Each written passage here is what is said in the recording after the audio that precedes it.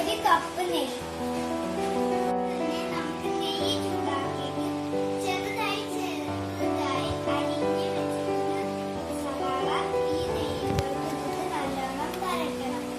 പിന്നെ ഈ മസാല എല്ലാം അതിനകത്ത് നല്ലോണം വരട്ടണം.